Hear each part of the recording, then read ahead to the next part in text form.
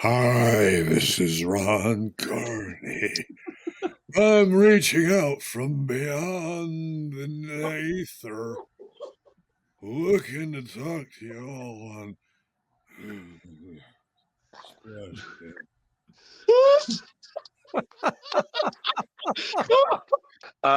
We have a great guest.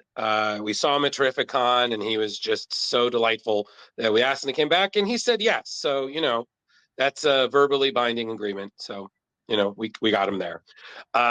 He's here. He already has in our probably best opening bumper ever. Everybody, the artist of Berserker, tons of stuff for Marvel, DC, the great, the somewhat well rested, still hilarious Ron Garney. You started that opening. You said my breast, Ron Garney. You said. Oh no!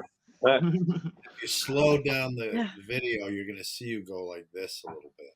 Oh boy! Oh my! A Freudian slip there. I don't know. We do need a show, like just be together and.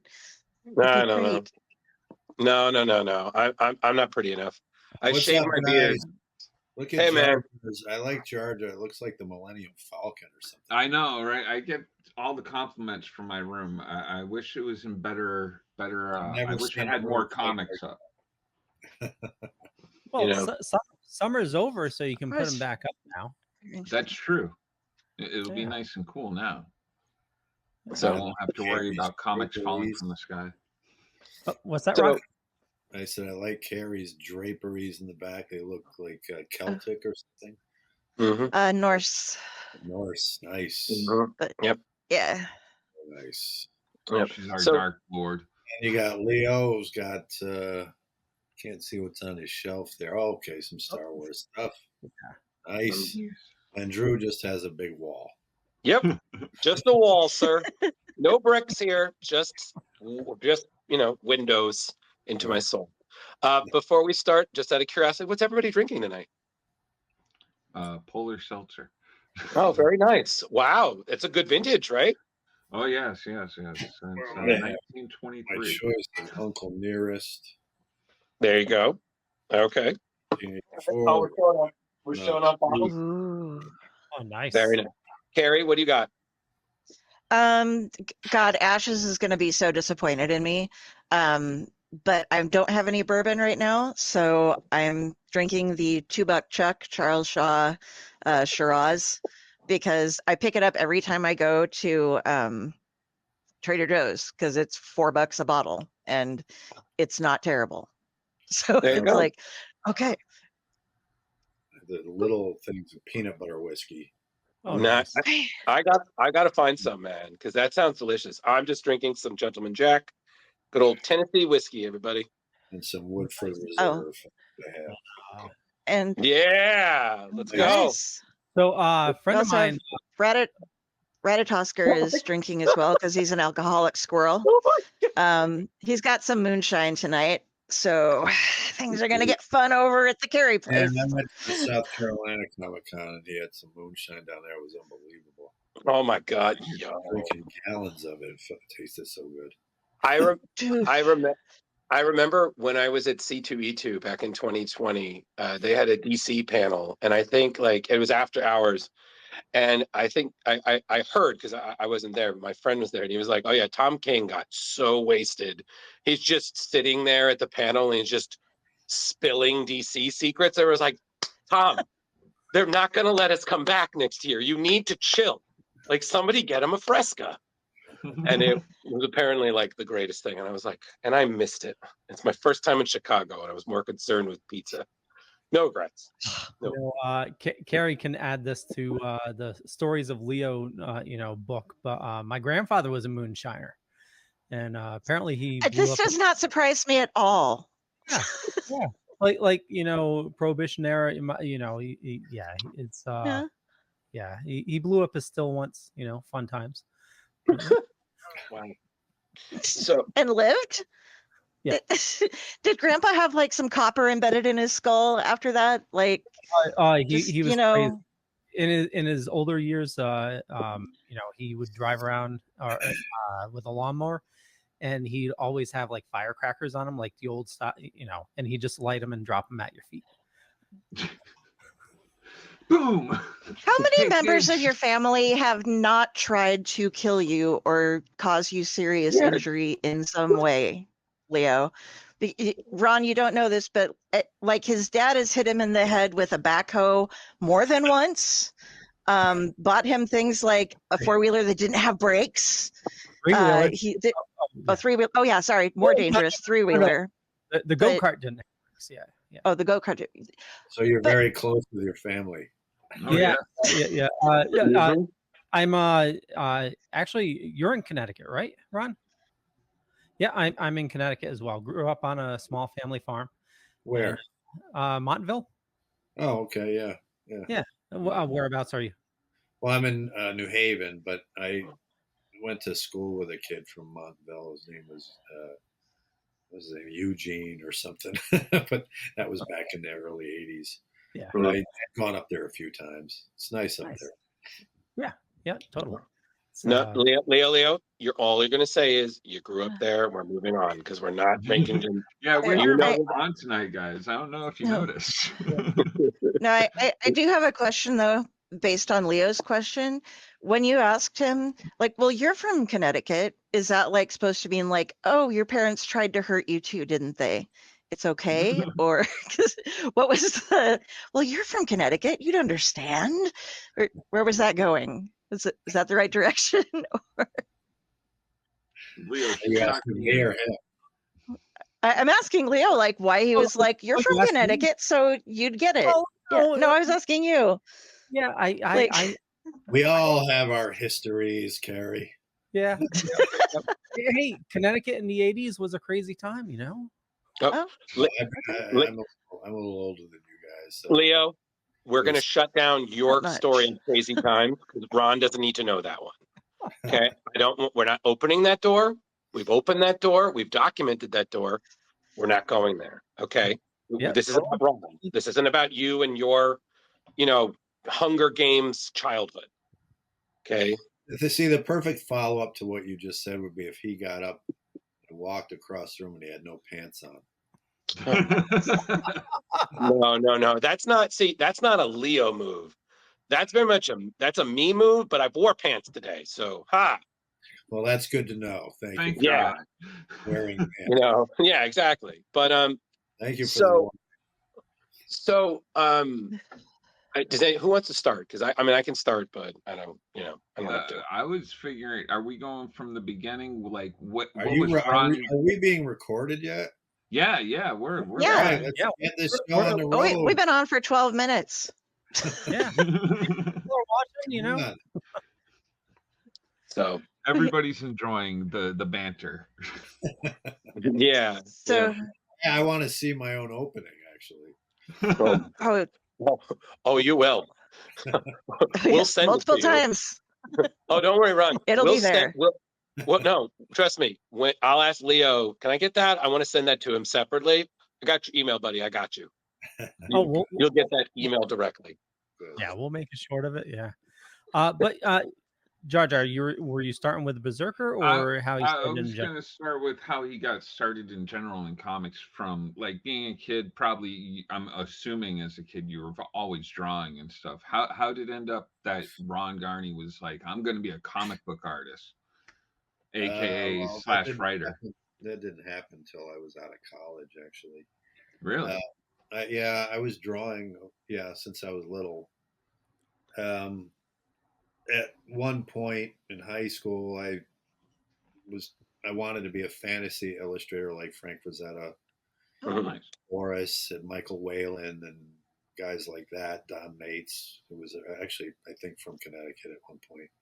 But that's really what I wanted to be. So I was predominantly a painter, oil painting and things like that, doing fantasy paintings. Cool. And I went to college. And all my paintings got stolen. Oh my God!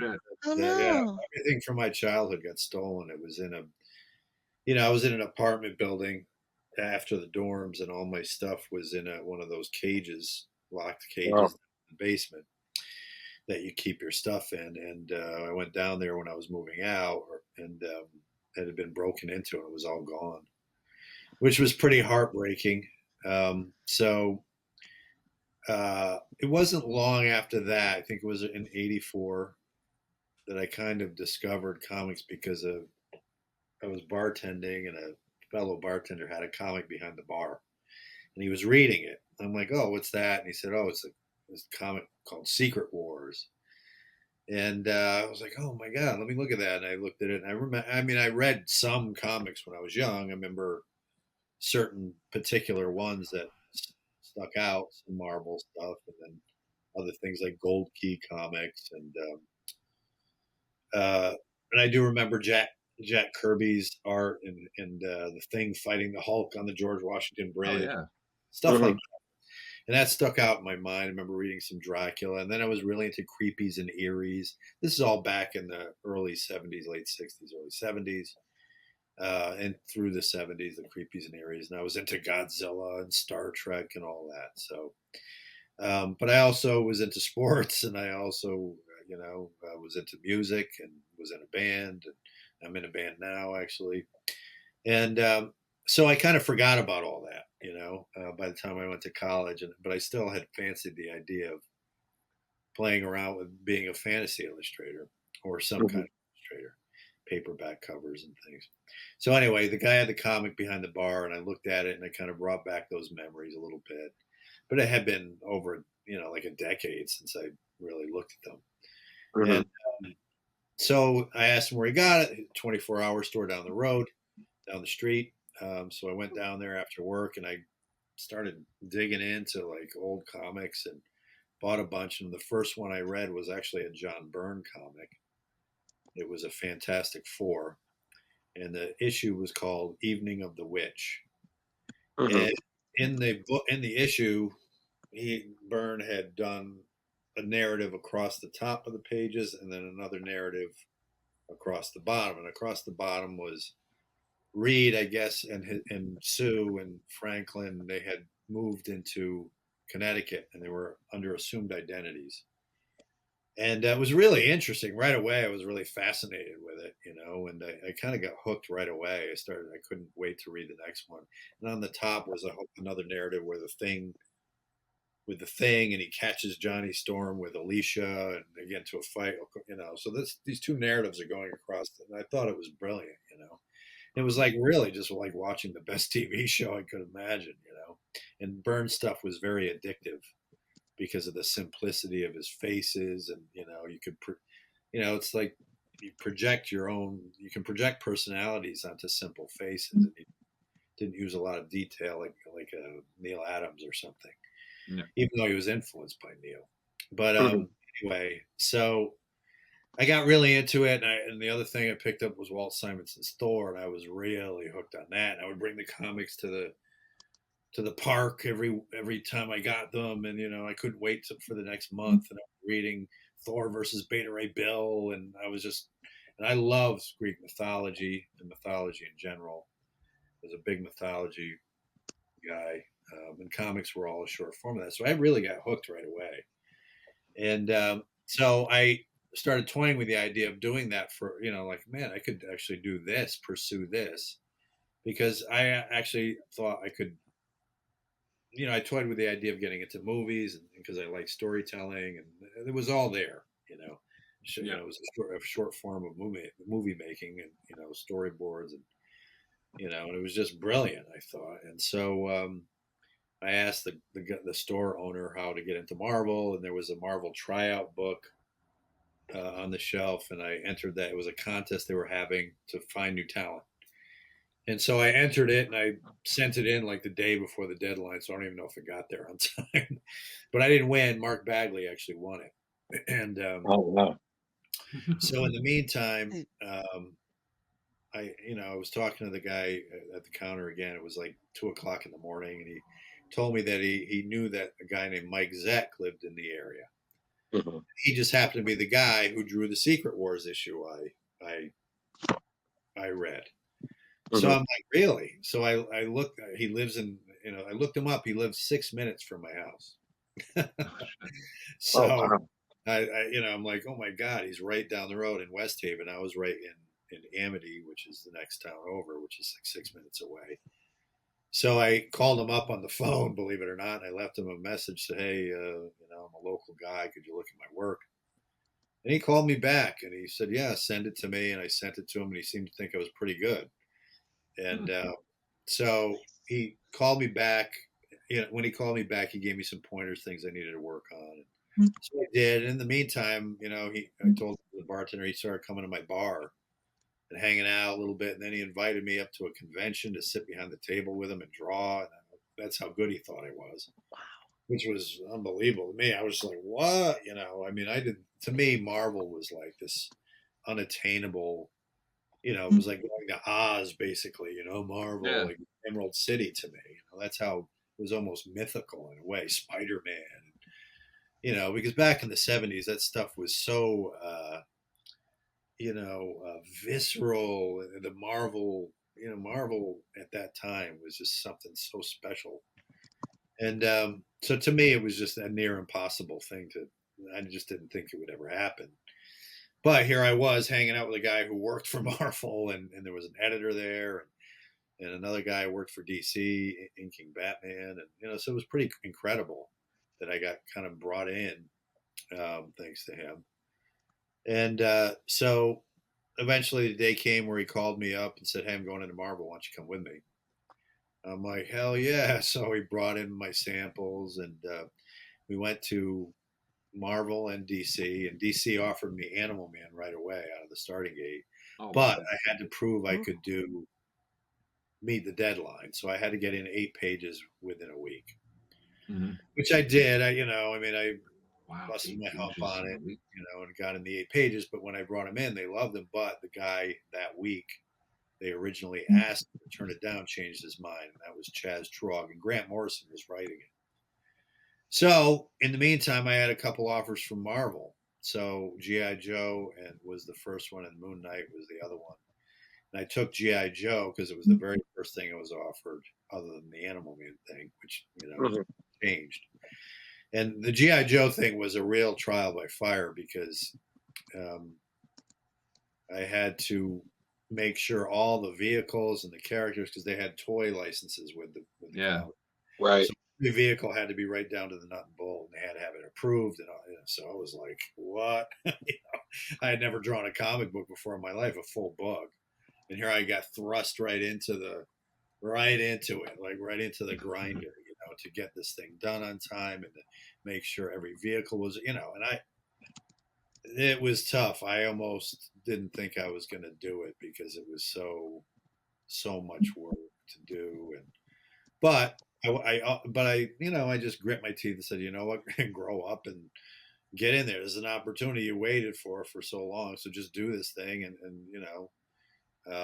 don't give up the opportunity. Because you got to understand, I went from being a nightclub manager and bartender and things like that and having a nightlife, being around 500 people at night, social, to being around nobody all day and night. And so it was a real tough adjustment for me. I was like, I remember sitting there like, what? It was weird, to just such a complete polar opposite lifestyle. Oh yeah, culture shock. Yeah, it really was. So it was quite an adjustment. So I had a rough time of it early on. But again, for me, the career was more important, and I had the opportunity, and here I am talking to you guys. So, So quick question for you on that. When you were saying about how they had the toys, you had to make everything exact.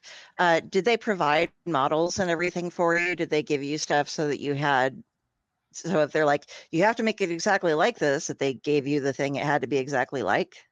Yeah, they sent me, I still have them up in the attic to this day. Oh, wow. I have action figures that were never taken out of the boxes. And, I just used, they were, through the Ron, my buddy, my friend. Yeah. So I don't know if they're worth anything, but I had a lot of characters. Oh, they're worth I don't have all of them, but I have a few. So yeah. Very cool. So yeah, A few schmeckles here and there. Oh, there's unopened toys. Well, the toy market in general is pretty high. But you know how they do CGC grading for comics. They do something similar now for toys.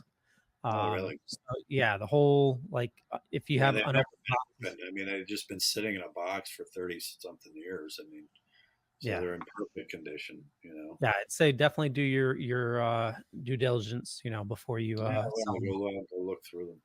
Yeah, might have So, a couple 20-30 grand or something. so slightly off topic. What instruments and or positions in the band do you have? I was Oh, gonna Do well, you do multiple things or? yeah, I mean, I can play piano, bass, Wow. guitar, and some drums. But I had a band in high school, and then I had a band 20-something years ago in the late 90s, early 2000s. And then we recorded an album. Actually, our band was called Ronin, and I wrote all the original songs. I started the band. Me and actually a fellow by the name of Howard Porter, who actually works for DC. Yo, yeah, that's awesome. Yeah, so Howard and I had shared a studio together as well for a few years, and yeah, so we had a band together. He lived near me, and so it started out just he and I getting together and jamming. And I've been playing guitar since I was in 5th grade. And I, again, like comics, I kind of lost track of it for guitar less time, and then I got back into it, and Howard and I started jamming, and then before we knew it, we were playing at clubs all over New Haven County, and with a whole band. It was crazy. That's how cool. It all came together. And so recorded an album, and then so as of recently started a band again, because it's in your blood. You can't get rid of it, and so I love writing songs, and we're doing a lot of covers right now, but we're in the process of writing some originals and some more originals in addition to the ones I wrote that long ago.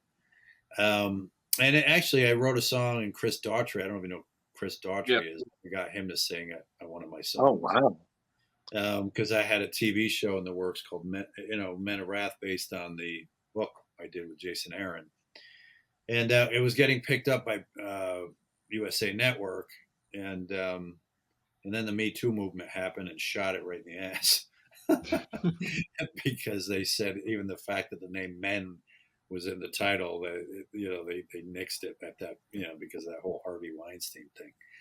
So in the meantime, I had written a song for it, and I wanted to use it in the opening credits, and they loved it.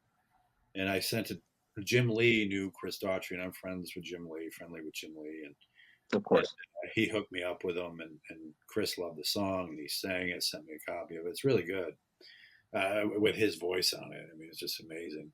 So yeah, so I'm Really back cool. in the band again, and we're actually playing next week at a festival here in Connecticut. So we played a few other places. We just got started again. So Very since cool. you're back, I play guitar. I'm sorry, I play guitar as well, and Yeah. lead guitar, Do you sing? rhythm guitar, acoustic guitar. I do backup vocals. We have a lead singer. Yeah.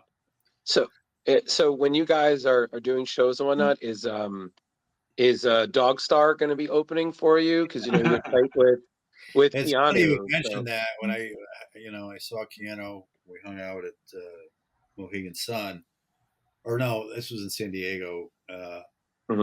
We talked about my band a little bit. I think I had sent him one of the videos of us playing Plush by Stone Temple Pilots, and he asked if we do covers. And for a second, I thought I think if we did a lot of covers, maybe he'd ask if we'd open for them, which would be amazing. I don't, but we have a ways to go before that happens. So if that ever happens, but it would be cool. Yeah, they're great. Dog Star is amazing. I couldn't believe how good they were. We saw them up at Foxwoods, and Keanu is an exceptional bass player. I didn't realize how good he was until I saw him live. Now, how did you get started with Keanu? It was like a bolt of lightning hit my backyard, and he came walking out of it. Nice. Sir, I'm sorry. It's called. I'm sorry. I know movies. It was a phone booth. Came out. It was. Whoa, we have arrived. Honestly, it was funny. It's sort of an interesting story, because I was leaving Marvel. I had been with Marvel for over 30 something years. Mhm. And I, you know, wasn't really happy with it anymore, and for a variety of reasons. And I've been there so long, and I knew I'm not getting any younger. I'm not a spring chicken, so I wanted to maybe do something of my own, and and just take time to see what I want to do. So I wasn't going to renew my contract, and my contract was up. So in the meantime, right when I was working on Juggernaut, which was the last thing I'd done for Marvel, Right. I got a call or an email from somebody at Boom Studios, and they said, "Hey, can we talk to you about something?" And I said, "Yeah, give me a shout." So I got a call from this guy Matt Gagnon, and he said, "So listen, we're doing this book here with Keanu Reeves." I'm like, "Okay, the movie star," and he's like, "Yeah, he really loves your work," and he's like, "We were wondering what your availability is," and I'm like, "What? Wait a minute, slow down." I'm like, it was getting surreal right away, and so that's actually Raphael Grandpa's beautiful cover. Yeah. So anyway, I said, well, listen, I thought he was just branding something. I didn't, I said I didn't really hear that from him, so because I just kind of was bluffing them, and I thought they were just saying it, Mhm. and I just thought it was, because it was just too weird. And so Yeah. I just thought he was branding something the way William Shatner did Tech Wars or whatever it was. Right. So I initially turned it down, but they said, well, can we at least just do a Zoom call with you and talk, give you more information on it? And I'm like, yeah, sure. I'll listen to what you have to say. But I had fully intended in my head to turn it down because I wanted to do my own thing. So that Wednesday comes 1:00. I press the Zoom meeting button, and there's Keanu staring at me, which was really That's trippy. wild. And him and a few of the other guys, Matt Kent too, and so yeah, we got into it for like 45 minutes, and he was giving me the pitch and said, "I want you," and so they must have told him I didn't hear that from him, and so I heard it from him, and it was, what am I going to say? So he's like, well, if you decide to do this, blah, blah, blah, blah. And he's trying to sweeten the pot. He's like, we'll go for a motorcycle ride because we're talking about motorcycles. Mhm. And I'm like, yeah, okay, sure. Yeah, that sounds great. And yeah, so that's basically how it started. I mean, what am I going to turn down that guy? It's like, No. so, and it sounded cool. I mean, it sounded like it was very exciting. And I did tell them I needed a couple months to decompress because I've been working on books for so long. But I could see they were really frothing at the mouth to get working with me on it. And so I only took 2 weeks off, and I got in, and then all the stuff you're posting now, I got right into it. That's the first issue. And there's Keanu right there. There you go. Speaking of yeah. Did Keanu, you sit there and study his face or something? Yeah, I deliberately didn't want. You can see it transition a little bit. I deliberately didn't use photographs because I noticed I didn't want it to look like Keanu Reeves, the actor. I wanted it to breathe as a character on its own. Mm-hmm. But we would Skype a lot, and I would be looking at his face, just studying it with my eyes, and then it would filter through my own imagination. And the funny thing is how much it does look like him in spots anyway. Yeah. But more of an animated version of him. So there's a couple in there that look exactly like him, but you can see in other spots where it's filtering through the character. You can see the character itself coming through a little more, where it's not the actor. And that was my intention. It was to have it be more believable as a character, and not Keanu Reeves playing a character, even though he's the obvious impetus and guy who's going to play him. So, yeah, that's basically how it all started, and there you go. It's nice to see it on the screen like this. It's pretty cool. Yeah. And then seeing. Kari. Oh, sorry. No, Kari, you go. Oh well, okay. Just real short. Seeing it, immediately you go, oh, this is exactly why he wanted you and was taking the time to. Will you really please think about it? Come on, because good God, This is Well, you know, wonderful. I It is like realized. a chef's kiss of a match. You know, you're Thank just you. Yeah, it perfect for was. this. Thank you so much. Yeah, well, it almost didn't happen because they had another artist on it, and it fell through for whatever reasons. I mean, I know the reason, but I'm not gonna. It's not my business to discuss it. Right. But he had drawn the whole first issue, from what I gather. Oh wow. But then it fell through, so they dumped it, and so they were had been floundering for about a year, Hmm. and you know, and then they asked me to come in, and I got this stuff done in a couple of months. I think this 48 pager, and we launched it. You know, and I realized too that when they said he loves your work, I was like, what? You know, I couldn't fathom the idea that Keanu Reeves was a comic book reader and was Right. digging my work, you know, and I was like, well, you know, it was very trippy because because if you knew like me and Howard, for instance, I was always riffing on Keanu, like imitating him, you know, before I ever knew him, like because I love the movie Devil's Advocate, so I was always imitating his accent in that, and other movies, and Constantine and things like that. So it was just Right. so trippy to hear this, you know, like it was almost, you know, it's one of those things you feel like it was kind of meant to be, I guess, but I try Did you not to do read your it. impression for him? You know what scares me, John? That was great. She gets better. I lose the taste, and I hate her for it. Oh my God. Wow. And he, you know, I imitated him on a couple of interviews on like we were Cool. just standing next to each other.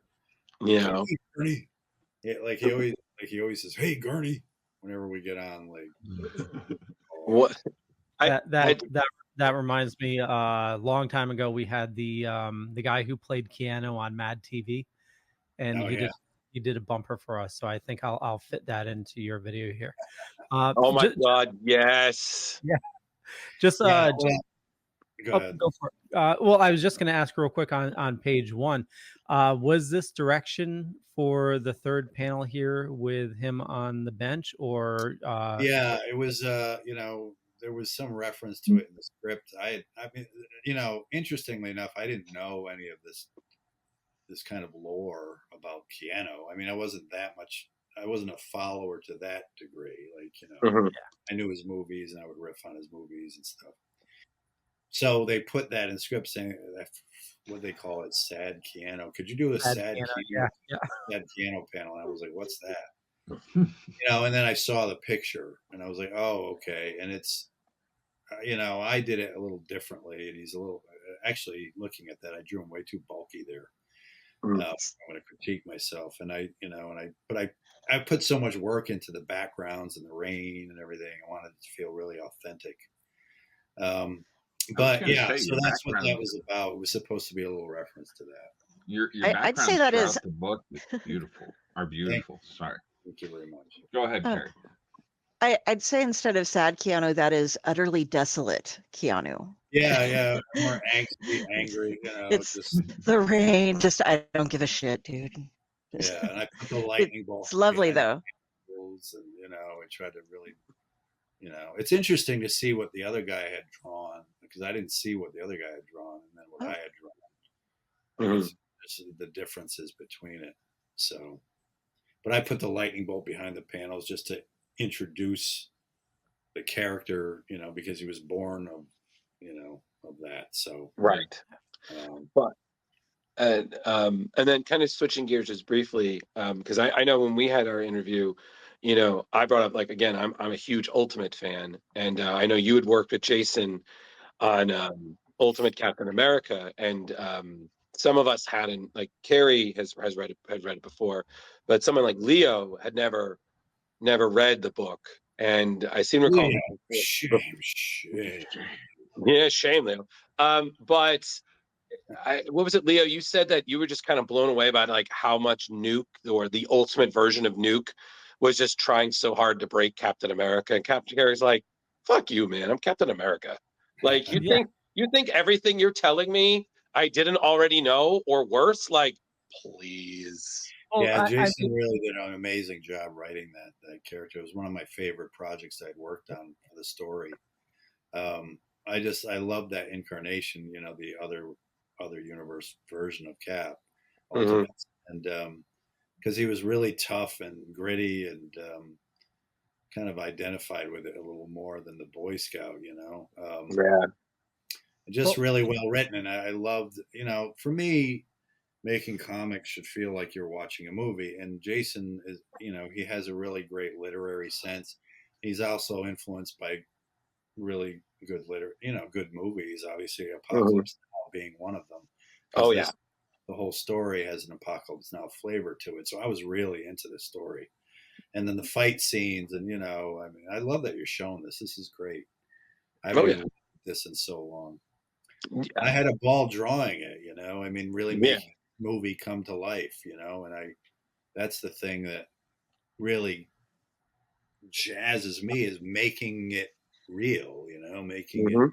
actually come to life, and you're in it. And like even that top panel where he's coming out of the shaft, the stairwell, and seeing the depth in the city, and it's a real space. You know, Right. I just love doing that. Really creating the movement and the reality. It's fun. Mhm. well, you mentioned Jason's writing, but the story was great, but even better was your portrayal of what Cap is going through. Thank you. Just later on in the storyline when he's in that cell and kept on trying to break free and everything, you conveyed everything. There was feeling in your drawings. Thank you. Yeah, excuse me. It's important to for the reader to feel something. It Mhm. can't be just bland drawings. You have to really emphasize it. It could be the most subtle look. That's one of the things I love about Clint Eastwood. He's not he's not Daniel Day Lewis, but what he does really well is he conveys a lot with very little. He Right. could just a glance or and I try to do that in the drawings as best Mhm. I can. Even her face there, just a little bit in behind the eyes. Her eyes are kind of scowled in, and just the littlest things make a difference. In Yeah. the attitude and what you're reading, and so Mhm. you believe these characters are existing. Right.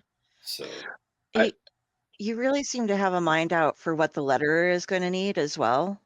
In your yeah, in all of your illustrations, you have perfect space for no,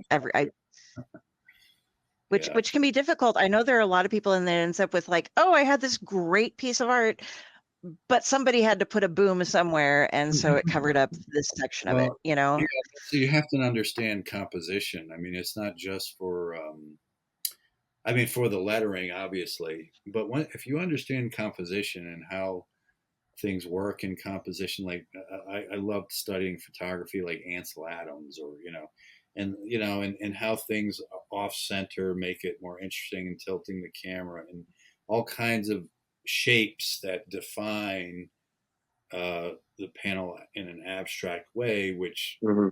you need to account for some negative space in there. And so I always think in terms of things off center, to the left, to the right, but never really, I don't show too much dead center if I don't have to. Um, because it just makes for more interesting composition. And so because of that, I'm conscious of where the lettering could go. Sometimes I still get annoyed because I'm like, why did you put the balloon there when you have all this space over here? You know, but for the most part, they pick up on it pretty well. So thank you for that. Yeah. And Are, are, and yeah. Go, Jar. oh no, go ahead. No, no, no. I was just gonna say, like, especially with this story, you know, like I said, when Remember you drawing first, figure. yeah, when you first read it, like I said, I just read it. I was like, I'm a huge Ultimate fan, so I'm like, oh wow, this is great. This is New Age. And then when I reread it later on, I noticed more of like the Apocalypse Now ish references and things, and I was like, the additional levels to it. And I just, like, again, I know that's some of that's you and some of that's Jason, but it was just one of those things. I was like, this is why, personally speaking, I've always loved the Ultimate Universes, because you had the freedom to take the character there. You know, in the mainstream Marvel, you obviously couldn't, because their Captain America isn't as you know, brash, somewhat conservative. You know, Well, it's a they're good excuse to get away with it. You know, I mean, it's Mhm. a different universe, different alternate reality. You know, Yeah. it's a brilliant sort of tactic to get away with a lot of things. Sometimes too much, I think. Mhm. But in this case, it really works well. You know, I mean, it'd be Yeah. interesting to see them do that with Superman or something like that, which Mhm.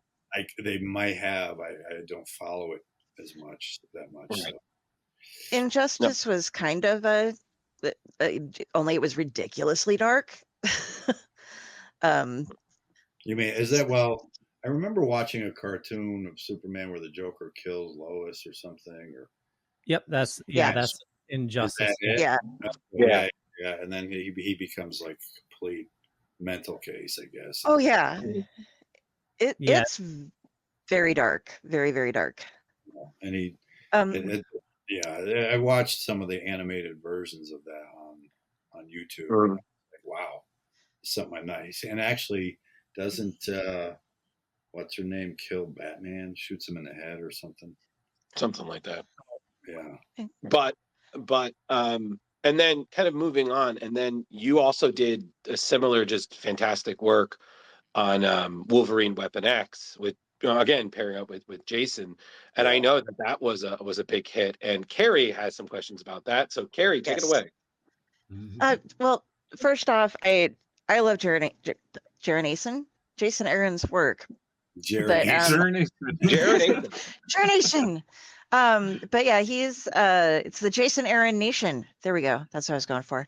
But he has this habit of using different artists for each arc of something that he's writing, and so he had you do a couple. You know, like you started this one, and then there was a break when there was the mental hospital, which you at least got to build it, and then somebody else took over, and then you take back over again later, as the different arcs go through.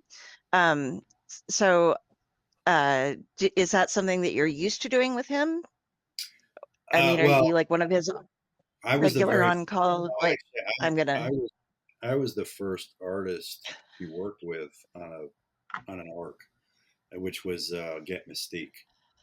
He had Mhm. done one story, I think, but then we did Get Oh Mystique, wow. and so that was his first actual arc. I mean, I had already been in the business for a long, long time. And then you know, one usually like with any success, I mean, it was so successful that they wanted us to do more, and he was happy to do it because he, you know, I helped him, you know, make it a success evidently, and so Marvel thought that, and so they just asked us to keep doing these things. So I don't know how much of that was him or not, but you know, we just kept working together. It's just one of those things. I don't know how it happened. I think we just enjoyed each other's work. You know, we didn't talk a whole lot. I mean, he's not a very talkative guy. You know, he's very quiet. Um, but I loved the way he writes. You know, and so I really enjoy. I loved Get Mystique was one of my favorite things I had drawn too. I loved Wild West stuff. I'm a big Western fan, and we got to jump back and forth in time in that one, and you know, and then this came along. So I was going to ask you after reading Berserker what your favorite time period is to actually like do the art for, because like you did well with all of them, but like it's really intense stuff. Yeah, I mean, there was a few different spots in there for sure. I mean, did you guys happen to read the latest 48 pager we did called Lost Book of B? I No. did. No. Yeah. Yeah, you'll love that if you love No, time. no. When I That had was mentioned to awesome. Matt and Keanu, I said I love doing period pieces, and I mean that. It's just because, you know, each era has such a particular feel and look to it, and Yeah. whether it be the 20s and 30s or the Wild West in the 1800s, or you know, in this one we got to go back even farther to the times of Genghis Khan, and so it was fun to research, you know, the Bulgars and the, you know, and the Mongols and the whole thing, you know, and the costuming and again, for me, it's like making a movie. It's a lot of work for me. You know, I'm responsible for the biggest meat of it to get it Right. done. I have to sit my ass in the chair, and it's not easy to this day. I'm 61, and I've spent so much time. I've done so much work and spent so much time sitting at a table. So it's, you know, as of late, I've been more. I'm restless now, and I'm only picking and choosing things here and there to Right. do. But I do love the craft of it, and I love making the movie, and I love making the sets authentic and the costuming. Try, you know, everybody makes mistakes, and you know, but that's the fun part for me is that. So, you know, do you have? Can I share something on here? Sure. Oh, Absolutely. How do I do that? Leo? Leo. Down at Yeah, Set. you should. Yeah, there should be a present button on the bottom. Okay. So if you Present. have like and if you have a Here's- window open, All right, let me open something up here, and I'll show you. I'll show you the Lost Book. Oh, cool. Okay. you can either Yeah. share it. You can either share it a full screen or just a window. Just a window may be better for you. Share the window. Let's see. So sharing works best. Same screen. Let's see. Share screen. Choose window. There we go. All right. Can you see that? Not yet. As soon as it Not pops yet. Okay. Hold on. How about now? up, it's coming up. Here we go. There we go. So Wow. this is the Lost Book of B. And this is all in the time of Genghis Khan. Yeah. Awesome. And especially, I mean, I have a degree in history, Ron. So like the detail, like I've always really appreciated when you can tell like people who do historical books or things take place in a certain period when they just did what I kind of call the basic cliff notes of history, you know, but when you can tell they did the research, like how the people dressed. I spent a lot of time, even, you know, getting the shields right, the things the horses wore, you know, the Bulgar uniforms, everything, you know, and I just had a ball trying to create this world, you know, and it's brutal. It's a brutal time, you know. They're boiling B here in Berserker there. Right. And you know, and like I said, you guys are doing that. Jason's doing the Berserker Fistful of Bullets series. So you guys are expanding because, like you said, you have this character that's a half man, half immortal, you know, guy. So it's kind of like the same way I feel like they do with certain characters who've been around a while, like how like Mike Mignola can always pick, you know, a story from a certain period in Hellboy's career and just like, oh yeah, fill in the blank here. You guys have that because he's been around for so long. And that's the thing. The stories are endless. I mean, you could exactly 1,000 years. But even like here, I just love doing these cinematic panels. You know, vistas of landscapes and cinematography, and being a director of cinematography. You know, yeah. These battle scenes are just, you know. Well, I mean, I look at myself. I'm like, how the hell did I draw all that? Yeah, and also, Ron, you kind of have to look at that now because these days, you know, comic books, you know, they're so marketable now. Like, you know, I like you kind of can understand why like someone like Mark Millar is just so big on, you know, rights and talking to things because things get picked up by studios and you know. Yeah, well, this is already going to be a Netflix movie and TV show, animated series. Yeah. The animated series starts in the fall. It's going to start production in the fall. It's an animated style. That's awesome. It's probably sometime next year. The script's been written for the movie. So yeah, I mean, this was a ball to draw. I mean, I really tried to make it feel real, and you know, again, I'm just looking at it, not admiring my stuff, but it's just fun to see it be real, you know. You should admire your work. You're amazing, and that's one of the best things, the best feelings when you're like, you do something and you're like, I'm so proud of me. I did so good. For me, I want the That's reader to feel the same sense of like escape, like all these costumes and this, you want to really feel like you're there and the warmth. And I gotta give Bill Crabtree all kinds of credit. He's a great colorist. He really Yeah. works with my stuff very well. We had a couple of talks in the beginning, Mhm. and so I could convey to him what I was thinking, what I wanted, and he's probably the only colorist that once I had those first two talks with, I never had to worry about everything that came in, minus a couple little things, was dead on and really cool. Right. And I don't mean dead on like I'm taking credit for what he's doing, but I mean just dead on in what he needed to do to complement my pen and ink. Yeah. Mhm. He didn't go overboard with Photoshop coloring or anything. He added just the right amount of lighting, and he's really great, and I'm really happy. See, I love this. This reminds me of That's Troy, the fantastic. movie Troy. The armies and the battle, Oh yeah. and like Game of Thrones kind of stuff. And yeah, I love this stuff. Anyway, so I'm just wait. amazed by like all the detail and everything. Like you can see everybody's hands and shit, and like everybody's weapons, and everybody's got something different going on their face, Hey, and like, this oh wow, this catapult was the biggest bitch to figure out. It's a combination. I invented it myself by combining a couple of different things because I couldn't find an accurate representation from that time period. So I just made it this gigantic, spiky looking thing that Genghis Khan might have,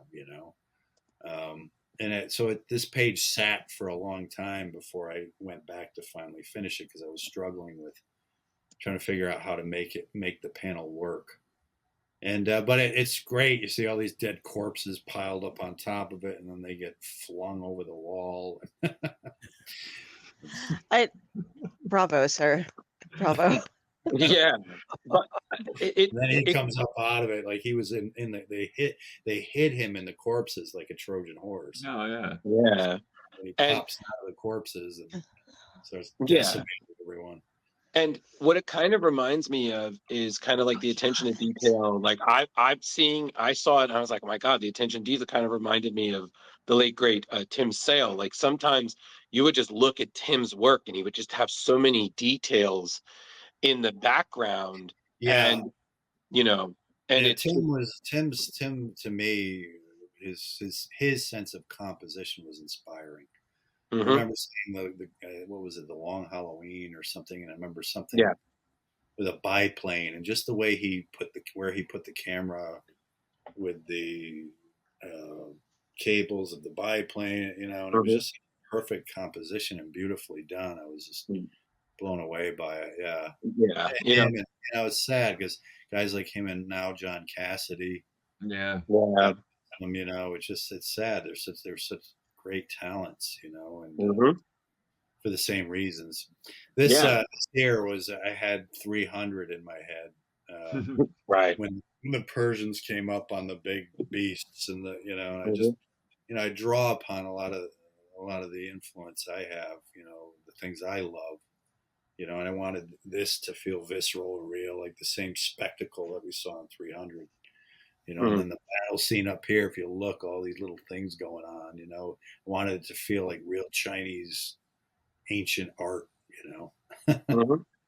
No, So, The seriously. elongated necks on the horses and everything has that sort of feel to it. Like I'm half looking at reality and I'm partially just catching a skew of like something I would see on a pot or some sort of wall motif, mosaic of some sort. It's Yeah, got that. Mhm. Yeah, I wanted it to feel ancient. I'm glad you picked up on that. But You yeah, did that's it. So You did it, Rob. You did you it. did it, Ron. We are proud of did you. Good Glasses, job. glasses raised for Ron, everybody.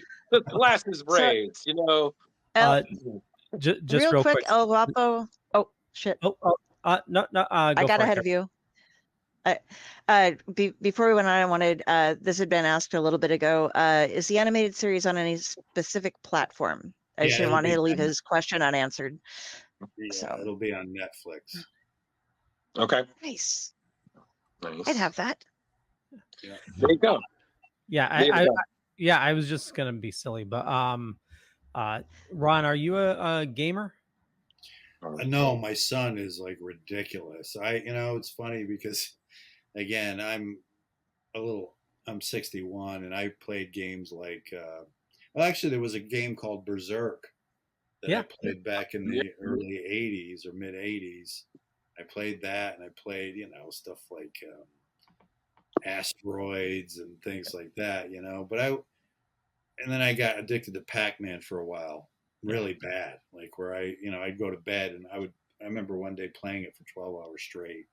Jeez. And I went to bed and it was all imprinted in my eye sockets. Like I kept seeing the little, literally the game was in my brain so much. And that's when I knew I had to stop.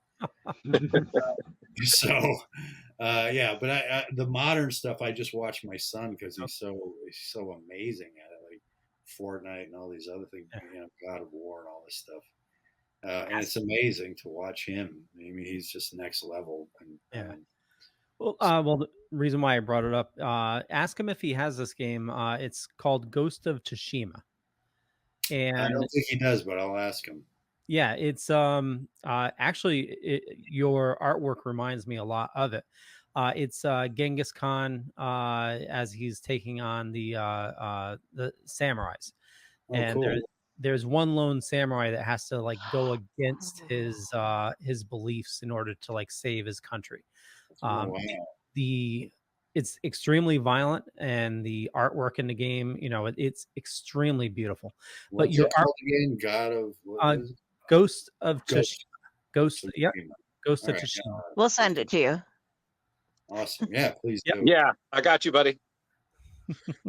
Yeah, this was a fun page to do, again, trying to make it authentic and feel real, like the staircase and it's a mix and match of different things I could find. And then I created this whole thing, this palace myself, and Their architecture is so delicate and purposeful, very simplistic, but then like with those columns you have it gives the envisionment of being very strong, and at the same time some things are made out of paper, and that just looks, sorry, I geek out over this stuff, but yeah.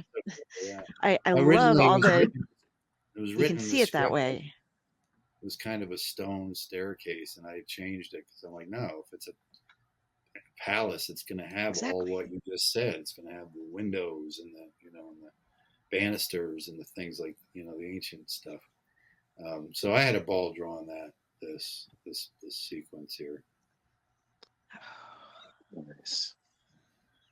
And here he's talking to Genghis On the Khan, cranes. and he's high on opiates. Yeah, this I added myself because here's the dialogue: "We are conquerors. You should be basking in glory. We are spreading our seeds across the earth." And so, because it was just called for that, they just kept talking. And so I slipped. This is where I try to add things, and I just thought it would be a nice, with this dialogue, we are spreading our seed across the earth to show these cranes. Because in Japanese culture, cranes are a symbol of life, and they, I actually have a tattoo on my shoulder of two cranes holding a branch of the tree of life in it. When my first daughter was born, it's me and her. And so when I read that, it struck me that way. So that's why I designed this panel that way, to support the dialogue in a more interesting metaphorical fashion, and then we cut back. It's a nice break from them, and we see the life going by, and they're this beautiful setting. And so anyway, we cut back in, and then anyway, look, this is gorgeous. Yeah, don't put yourself down, Ron. It's great. Believe, man. Believe in yourself. I'm not putting myself down. I know. It's all good. But no, but we're coming up on an hour. Really, an hour already? Yeah, it's already an hour, man. We're just having so much fun. You're like, wow, this thing is great. More people should drink it. If you have time, could I ask you questions about 3 specific panels? It's not like, do you remember what you were doing when you wrote this? It was about technique used on them. And so, okay, this is the first one. I gave him to Leo ahead of time, so he'd be ready. Over on the cover there, you did that cover, correct? Yeah, the adamantium. Yeah. Okay. Yeah. When you drew the claws, I know obviously the inking makes it a lot greener, but you use those. I just had him choose this one because it's a large amount of claws. But throughout it, they have the like laser claws versus Wolverine's adamantium claws. But how did you draw? Was it just kind of like lines, and then like, oh, the colorist is going to go over them, or Yeah, did you have just very specific widths and stuff? no, it's just lines, and then you erase. You use an eraser, and just try to create a double toe with an eraser, like a kneaded eraser, and then the colorist just picks up off that. Okay. It's a great effect. I mean, it really looks cool. Yeah, totally. But yeah, that's all. That's all it is. It's all pencil. That's an actual Okay. pencil where it's not ink. Oh wow. Okay. I did that whole series in pencil because at that time I was experimenting a lot with different techniques, and I wanted to just try just printing pencil because there's something extraordinarily beautiful about it when it's done correctly.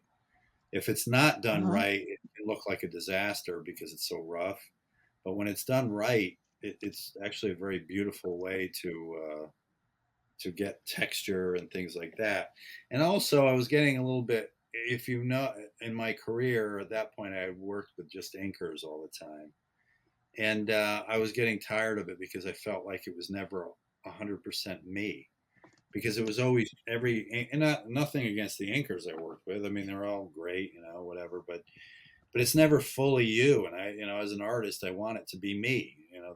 That's expressing this that I'm giving out. And so I stopped using inkers, and I just started playing around with pencil. And then I eventually just started inking my own work, so it was just fully me. So, and that's the result of that.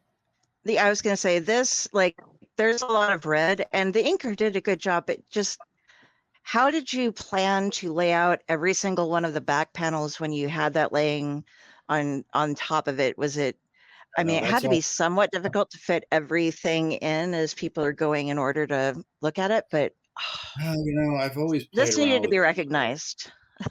I've always played around with these kinds of layouts. I mean, there's one that I did in the Hulk that I did with John Byrne, which was to backtrack for a second, was a goof that I started working with him. But where the Hulk is busting through the pages and all the panels are flying apart, and it's a similar layout. There's just all these panels, and the Hulk's just busting through, and I did all the action going on in each of the. There's like 60 panels on it, and it's similar to this. And it's just one of those things, I laid it out, and I just try to figure out a way to make the composition pleasing, and then you just work it all in there. There's no real secret to it. I just kept working at it until I got it the way I wanted it to look. So I just love how you were able to put so much into the small things behind it to build the whole story up in the one page. Like, I mean, I've seen some great splash pages, but having the whole kind of like the timeline of the fight, but it all be instants, if I'm making sense at all. No, I know what you mean. Like snapshots in time, but there's, you try to create a sense. Again, you were saying something about the space where you could have word balloons and stuff, but again, it's about the composition, and the trick is making each panel breathable enough that you can read it in sequence and not have your eye be confused. It's a harder thing to pull off than a lot of people realize, because I've seen, some, layouts like this where it's so busy that you can't tell what's going on. But I really make an effort to try to make it clear, at the same time have a lot in there. And it's just about pulling the camera back and moving in and back again, and close-ups and alternating space so it's breathable, and then giving them that big punch in the gut with the double spread of the two big figures, to make it impressive. So I could have just handled that I could have just handled that without putting the big figures in, but I just wanted to do something different, you know. So And it's great. And I have one last one, Leo. that was And like, pretty much, sorry if I'm no, it's bugging you about things that seem weird. um, no. I love it's talking because about I don't it. understand. I don't get to Awesome. look at stuff too much and talk about it. So I haven't even looked at this in years. So it's cool to see. Okay, so this is my weird question on this one, and especially now that you're saying it was just done in the pencils going through. With the helicopter coming in and we see the shadowing going, I mean, obviously some of that is the colors going in, but when you did like the shadows below and when you did the propellers, how they kind of fade out, was there just like little tad bits of propeller going out, or was that something entirely done afterwards by the color that they kind of No, smushed, faded it out, or? no, I indicate it, you know, like I'll take the pencil and I do a very blurry, smudgy sort of, you know, gradation. And then I just Okay. you tell the colors to use a filter in Photoshop, a blur filter, which in Okay. Photoshop it's a thing called a blur filter, and you can just run you take a piece of it and you know you surround it with a lasso, and then you just use a blur filter that adjusts the blur on it. It's a beautiful thing you can use. I mean, we live in a day and age with technology that this kind of stuff can happen, you know. So that's basically how that's done. But it starts with a smudgy pencil. And you use so much in this series of the shading, and you do like a lot of the if you can't, you guys might not be able to see it so well depending on what size of a screen you're looking at, but when you go into some of these panels, the hair, the shadows on the face, the shadows on, I'm like pointing, nobody can see where my finger's going, on the missile array and stuff are done in very thin, like hatching and cross hatching and things like that to emphasize the coloring on it, the shading on it. It's amazing Thank how you. Well, in depth. Like when you said you were doing it from the pencil, I was just like, seriously, wait, because I had this one to ask you about, and it was like, wow. yeah. Well, I do the pencil. You know, I was doing the pencils, and you have to make sure it's tight. Like if you look at the male figure with the knife in the splash page, those lines are very delineated and deliberate. You know, Mm-hmm. you know, so they can be adjusted in you know digitally, so they mimic inking. That's why you Mm-hmm. have to be very careful and make sure you know, and the crane and all those things have to be very deliberate. The lines and then I can get into the shading and the penciling on other things.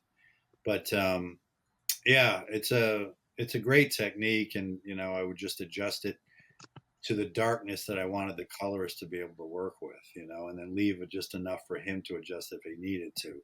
But I had a very deliberate, you know, thing in my head of how dark I wanted it to be, and then give it to the Mm-hmm. colorist that way, so they couldn't mess it up.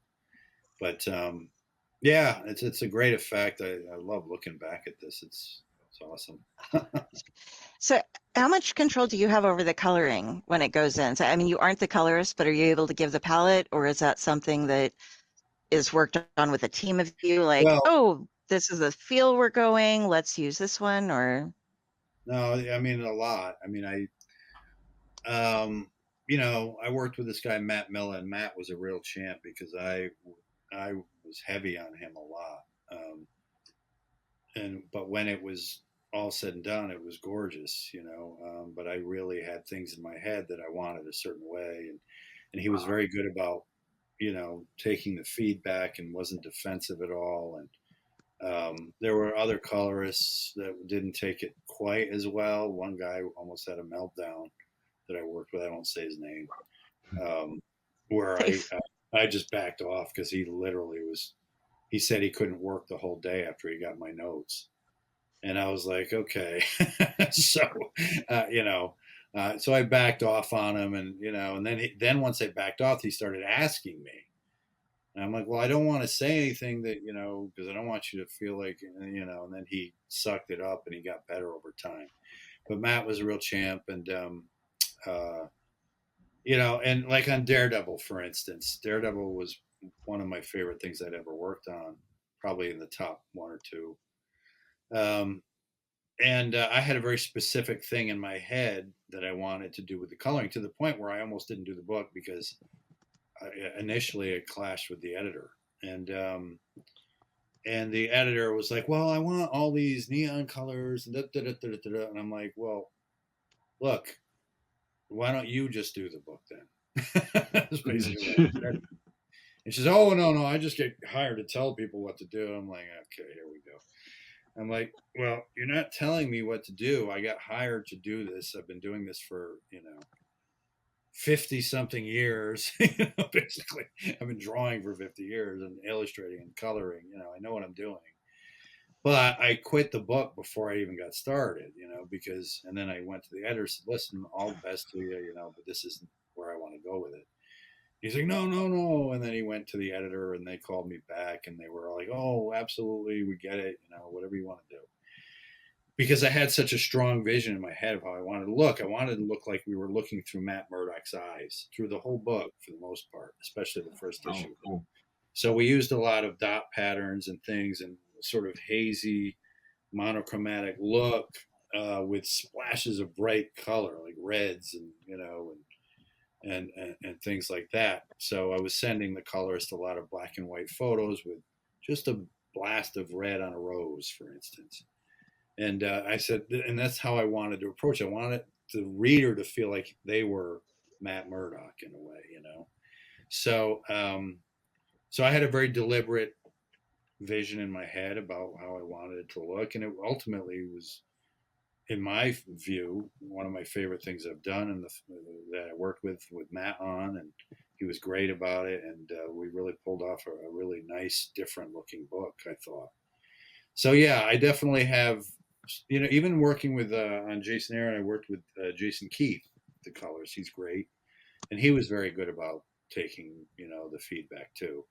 And by the time I got to Berserker, I had to suck it up because Keanu was very, very. I'd never worked with anybody like that before. Mm-hmm. No, I never got notes really from writers ever, but Keanu was a completely different animal. He was like, yeah, and I didn't. It was funny because I initially thought he was just branding it, but it was the complete opposite. He was very involved and very, and we would talk and, go over things. And a couple things I'd disagree with him on, not too many. Most of the time it was good feedback or, but it was always just because he had something in his head he wanted a certain way. Yeah, so you have to be that way and be professional. That's what you're in it for. Right. Yeah. And I try to convey that to the colorists and and I have to, walk the walk myself, so that's the way it is. Some guys aren't. I remember I talked to a colorist years ago, way back on JLA, and I asked him if he was okay with me giving, because, I didn't like the way the coloring was looking.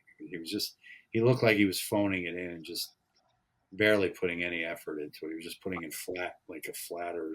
He must have had a flatter or something. Mm-hmm. Very flat, unimpressive coloring, and plus it was on newsprint. So if it was going to be on newsprint paper, then you needed to put a little more effort into it. And I didn't say that, but I did ask him if he was okay with it. And he goes, yeah, if it fits in with my style.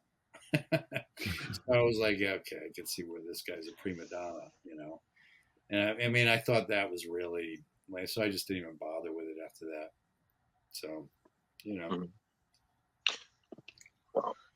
Thank you. I ask a bunch of tedious questions, I know, but I love it when you answer. I know. I talk a lot because I'm cooped up so much. I don't get to talk.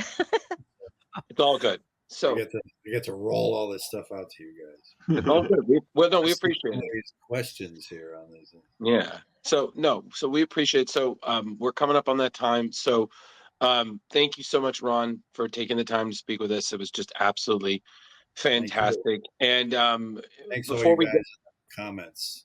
Oh yeah. And before we go, what's the best way for Leo, you're not asking about Blue Sky. What? All right, go, Leo. No. I normally ask everybody if where do you like people interacting with you? And it's also a follow-up is, are you using Blue Sky? Because I'm trying to push Blue Sky. What's Blue Sky? Thank it's you. Thank you. It's a social media Good job, platform that's Ron. going nowhere. Good job. I'm being serious. I don't Oh know no, what no worries. It's What like is it? it's like Twitter, but it's like, you know, without all the like negative stuff from Twitter. Yeah, I Because mean, it hasn't social gotten media- there yet. I read things, and I'm not going to get into any because people have all their points of view of everything. But man, it's amazing how well Twitter, how it's brainwashed the entire population of the earth into thinking that the world revolves around their opinions, and Yes. how brave it's made them, and Oh, yeah. how shitty it's made them. Yeah. And how it's brought out Yeah. the worst people. And it's a real sad state of affairs. No matter what your opinions are or what you believe in one political spectrum or the other, I won't get into any of that. But what I will say is just how shitty people are behaving, you know. Yes. And it's sad because you're not going to walk up to somebody on the street and talk to them that way. Or, No. Right. you know, and the world doesn't revolve around your opinions, you know. Your head does. Only your head is revolved around your own opinion. Right. And so, you know, it's sad, and it's okay to have an opinion. And we all do, you know. But don't think that you don't allow your opinion to be injected with an undercurrent of smug, distasteful, rude rhetoric. You know what I mean? It's just sad. You know, because I remember a world not so long ago before that, you know, before, and things were a lot more polite, you know, and a lot less contentious, and a lot less, you know, so it's hard to stomach a lot of it now. But I do it because I don't get involved in political discussions or anything like that. But I use it for my work, you know, and I try to present my work to people, and you know, but you can't help but read what people are saying, you know, and it's pretty crappy. So. Mm-hmm. Anyway, nothing but love from this end. You know what I mean? Yeah. But regarding social media, what is the best way, like, you know, people can get in touch with you if they want, or anything? Just, you know, in case anybody here was like, wow, that Ron Garney guy is really cool. I want to follow his work. And they were like, here. Ron Garney's a dickhead. No, never said that. No. Well, we did not say that. We did. Yeah, we're not getting canceled for that It one. wouldn't be the first time. Yeah, I honestly just the usuals. I'm on Instagram. Instagram's a great utility because it, aside from again all that stuff I was just talking about, it's like the equivalent of being a musician playing on stage for people, but it's for an artist. You know, you get to put your art on there, and it's like playing a song, and you get, you know, people liking it or not. You know, and the trick is to not allow the amount of likes you get or attention you get to dictate whether it's good or not. Mm-hmm. You know, because you know it's all algorithms, and how much you know. A lot of people are using it to show technique, and they tend to get a lot of play and a lot of likes and things. But I don't have time for that. I've got kids, and you know, so I'm not as committed in that fashion. But I do post things, so it's nice to let people see what I'm doing, and to get, you know, it's nice to get the positive feedback. I love the fans. The fans are the best, you know, because I was saying this on stage at the San Diego Con recently. We ended our panel, the Berserker panel, and for whatever reason, Keanu looked at me and asked me to say the last word. So I just said that, you know, and I mean this, that it's about you guys, in that you live in a time where, you know, it's very special that I get to hear from people how positive what I'm doing is affecting them in such a cool way. And they're so enthusiastic, and they, you know, like yourselves, and you're posting my work and talking about it and being so fascinated with it. And I feel very fortunate, you know, that we live in a time that I get to hear that. You know, who wouldn't love to have people walk up to you and say, you know, how great your stuff is or your work, you know. So it's an amazing thing. So I am eternally grateful for you and for the fans and for everybody who you know, take the minutes to read it and to offer their you know, love for it. So nothing but love back. So Oh, Awesome. Well said, We sir. highly appreciate you. Thank Yes. you. Yeah, Ron Garney is a class act, everybody. You know, definitely worth the listen. Yeah, fuck all you guys. Fuck all this romantic bullshit. Yeah, the fans suck. Shit heels, motherfucking shit. well, So we're going to have a clip now of your intro followed by, and at the end of the Your show. outro. Yeah. Yeah. Ron, What a perfect bookend. yeah, exactly. Well, but seriously, Ron, thank you so much for joining us. This is awesome. You know, we'll definitely we'll keep an eye on everything. You know, and honest again, if you have new stuff coming out, we'd be more than glad to have you back on the show. Absolutely. You know, Thank you very much, you gentlemen know, and lady, my yes, lady. yeah, yep, and squirrel, and squirrel. And squirrel.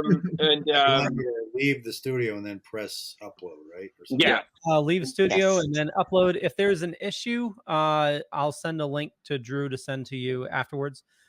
So if something messes up, don't worry about it. You'll get a link later where you can complete the upload. Okay, sounds good. Thanks, people. all right. Thank Thank you very much. Have a good man. night, Have a good sir. one, man. So nice to meet you, sir. You Have a too. good Good evening. to see you again, buddy. Have a good one. All right. Leave an open uploads page. There Yep. we go. Sure. That I'm was turning awesome. into a fangirl for everyone at this point. Hold on a second. You're welcome. Thank So, you. I didn't want to bring this up during the show, but like Berserker. Hold on. You know, I was thinking of asking him, you know, where did the idea come from if he talked to Keanu about it? Like, you know, we did get the sad Keanu frame. I love that they put that in there. But is the whole thing about Berserker being an immortal because people think Keanu's an immortal? Hold on. Wait. I can do answer not that know. because I didn't get to do my impressions. So hold on. I think that is the most excellent question, Leo. But you would have to ask the real Keanu, not me, Theodore Ted Logan. But I do hope that you party on and have a most excellent day. He came back. Ron's back. Ron, you decided to join us for news. This is my son, actually. When I went to, Oh. it's my boy. He's the gamer. Hi. What's the game? It was Oh. Ghost. Ghost of Tsushima. Yeah, I played it. Yeah. There you go. See? Good taste, everybody. Yeah, show it to your dad because what he showed us with the artwork reminded me of the game. Yeah. Absolutely love the game. And are you playing Black Myth Wukong? I'm not, but I heard it's really good. Oh my god, it's so good. Definitely try it out. I will. I Definitely. can get the camera over this way so you can see it. There you go. Hi. Hi. Welcome to the podcast where we tell you what to play. Yes. Well, he's already playing this stuff. It's like I'm so impressed with him with the things he does, like the way he can play them. It's just amazing. I'm a sort of retarded in that fashion. Stuff. I mean, I can play it. I just don't put the energy like he does. The Anyway, game's got so I really came involved back for me. because I left the studio and then it said that an error had occurred. Okay. Oh, So Yeah, should I try it it does. again? Yeah, give it a try. So leave studio and then and if it errors out again, don't worry about it. I'll send you a link afterwards. You just need to open it up on the computer that you used to for tonight's call. Okay, so leave studio and then press. The uploads. Well, it didn't say. It Yeah. said leave and upload. It said. Oh something. yeah, leave and upload. Yep. Okay. All right. See you guys. Thank you. Good night. good night. Yay, Good night, son of Ron Garney. sir. Oh, Son of Barney. Excelsior!